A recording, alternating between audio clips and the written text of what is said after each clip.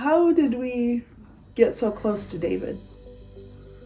Well, I don't know. We knew him for 4 years. They were married for 4 years before he died, and I think in the last couple of months before his death, we really got to know him good, because we basically moved in with him to help with some of his care, and we had a chance to really get to know him during that time. Yeah, we really got to support Sarah while she cared for him, and then also got to spend time with Caitlin and play with her and just be there so that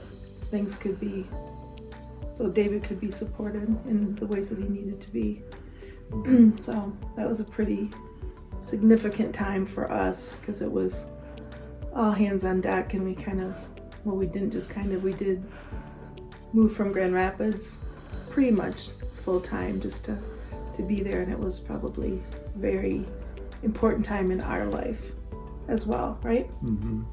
I think the thing that struck us is, I don't know, it was probably a couple months before his death. Caitlin was going to be baptized. It was her first communion. Her first communion, yes. And I know that was really important to David, and he wanted to be there.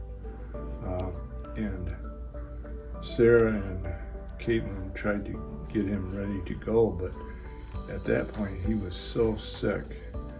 And I think it happened so gradually that they didn't really realize how sick he was, but when we got there, he was very disorientated, and they were trying to get him dressed, and they had basically had to leave because to make the time at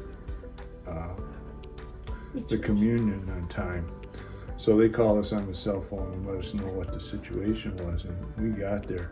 We couldn't believe our eyes, how thin he was and how sick he was. And how much he had changed since we had seen him before. I think Sarah and Caitlin didn't really realize how sick he was, because it had happened gradually for them, whereas for us it was kind of a big shock.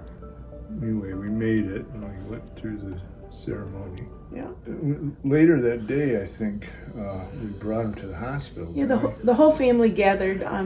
David's dad and Kate's uncles and aunt, and the whole family, we gathered and we celebrated Sarah's birthday and Caitlin's first communion.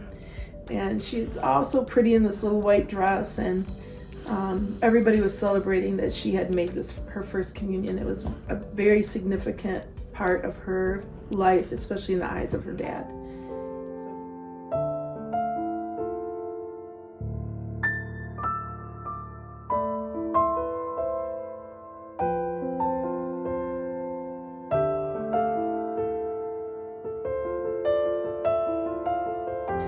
So he was proud of that. He was so happy he got to be there. But like Grampy said, we noticed that day for the very first time how sick he had gotten.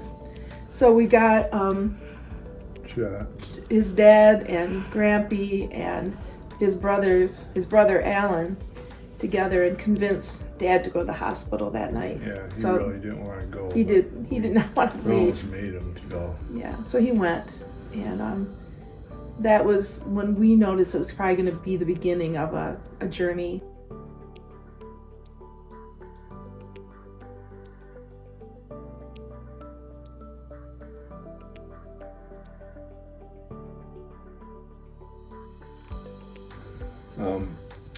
David died on July 7, 2015, and this little story here is like a documentation of what happened that day. David died today about 9:40 a.m. after a 4-year battle with cancer that had devastated his body during the final weeks of his life. At 9:30 that morning, Jane, Sarah, Caitlin's mom, and I were gathered around his hospital bed that hospice had brought into Sarah's house just just the day before. They had just got the hospital bed in there. Sarah asked me to pray, and the four of us held hands and prayed for strength and courage for David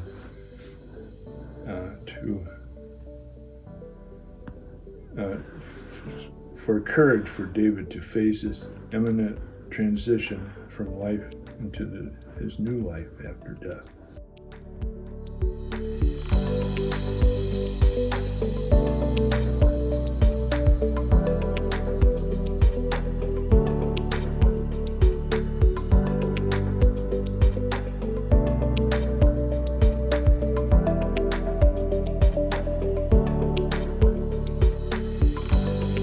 There's a characteristic of David that has really rubbed off on his daughter, Kate, and that's that he wasn't a complainer. He never complained.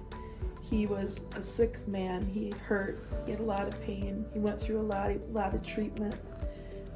Couldn't eat a lot of foods. Just a very difficult time, but we never heard him complain, really, at all. We never heard him, but Sarah did tell me about one time, only one time she can remember that he complained. It was toward the end. When he was not quite in a wheelchair yet, but very immobile. He was trying to get up the steps and he tripped and it didn't fall all the way down, but Sarah heard him say, "Damn cancer." And that was the only time anybody could remember that he even said a word of complaint. And that isn't even really a complaint. That was just a fact. Right.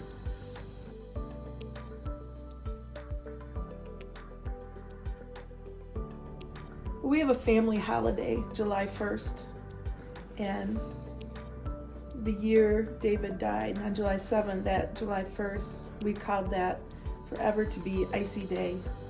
And that came from, David had gone for some treatment, last minute treatment on July 1st. They drove to Lansing, and they got there for the treatment, and just a week before he died. Yeah, 5 days before he died, and the doctor said, there's nothing we can do.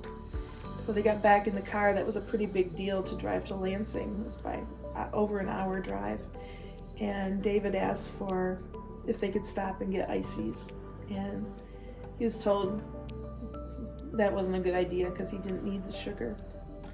Sarah felt so bad that David couldn't even have an icy. So that night we're sitting around in the room talking and encouraging each other. And David said he still wanted an icy. So Grampy, Herm, said ices all around and went to the nearest icy store. We all had ices, so we forever proclaimed that Icy Day. So every year on July 1st, we post pictures on Facebook or to each other of us celebrating that really special moment with ices.